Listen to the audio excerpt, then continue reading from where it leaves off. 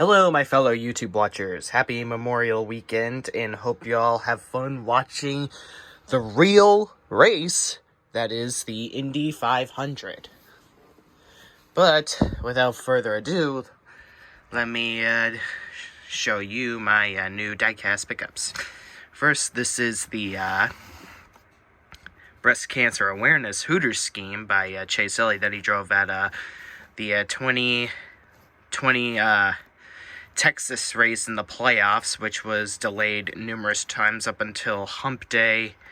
And of course, I officially regret it because Jackass had to win, of course, but more on that later. But I know it was a shitty race, but I still couldn't hesitate but to purchase one of the champs' 2020 schemes. So, I know I hated 2020, both personally and in terms of NASCAR, but I can't help but to purchase any Chase Elliott 2020 scheme, no matter what race it was from.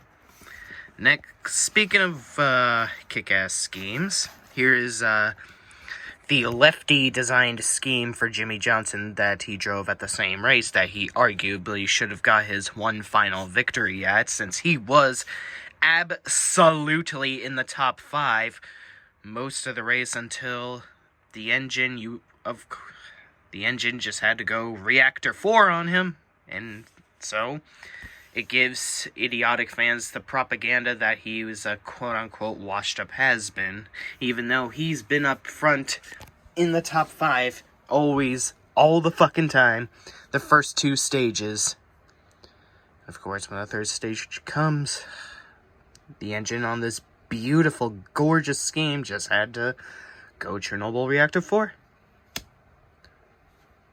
Typical post-2017 Jimmy Luck, running so well, having the potential to win a victory, and then just circumstantial bullshit gives idiotic fans the propaganda that he's a quote-unquote washed-up has-been.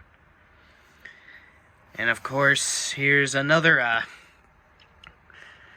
scheme. It may not look all that kick-ass, but the significance behind it is definitely kick-ass, because I just couldn't pass up the opportunity to get my name signed onto this beautiful car that he ran at the Martinsville race, that he, of course, could have salvaged a potential top 5 out of this, if he wasn't going to go for a victory. Once again, circumstantial bullshit, ridiculous speeding penalties, shitty wreckouts Jr. also happened, and then, once again, it was a 30th place finish, but hey, his retiring year wasn't all gloom and doom, at least, because not only did his teammate win at the Martinsville race that this scheme ran, it finished 5th, while this guy here won the championship, his first championship. I'm telling you guys, Hendrick cars always smack with neon yellow. I don't think you could have had a better storybook ending with Chase Elliott winning his first championship on Jimmie Johnson's last NASCAR Cup Series start. Fun fact, the only driver to ever get a top 5 on their last Cup Series start that has multiple championships is Ned Jarrett, with a 3rd place finish at Rockingham. I don't remember what year it was, but I remember reading it off of Racing Reference. But yeah, Jimmie Johnson's the only multi-time champion besides Ned Jarrett to salvage a top 5 finish in his final start. Honestly, Jimmie Johnson should just stay retired so he can have that beautiful statistic. Maybe it's better if he just focuses on his skills with open-wheel racing and sports cars, since he's already achieved more than enough with stock car racing. So it's time to just salvage and muster up whatever he can with open wheels and sports cars. But nevertheless, I was really hoping for the raced version of this car, the 2-car set that I read that Lionel was planning, but it is what it is. I'll still probably wait for the raced versions of the 2-car set of Chase Elliott's championship scheme and Jimmie Johnson's career finale scheme for NASCAR. Chase Elliott did ran a pretty damn good race, almost a bump and run on Joey Logano. That is a damn good way to get your first championship. Both Chase Elliott and Jimmie Johnson got their first championships in their 5th full season, fun fact. And both had 5 wins in their first championship season. Thought I'd give you guys a fun little trivia on that.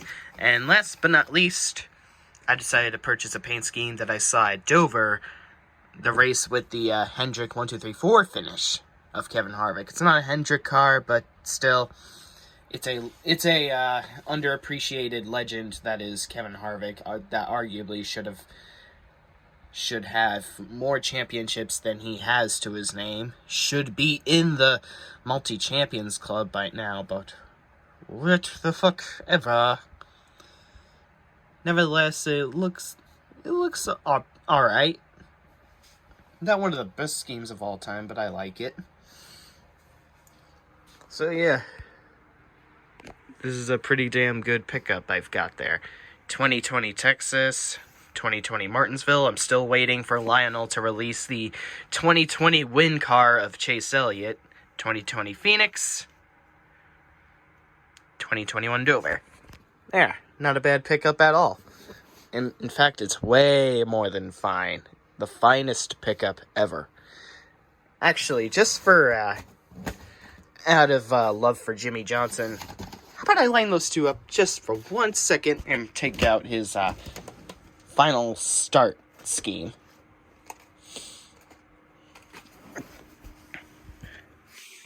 Huh. Look at that.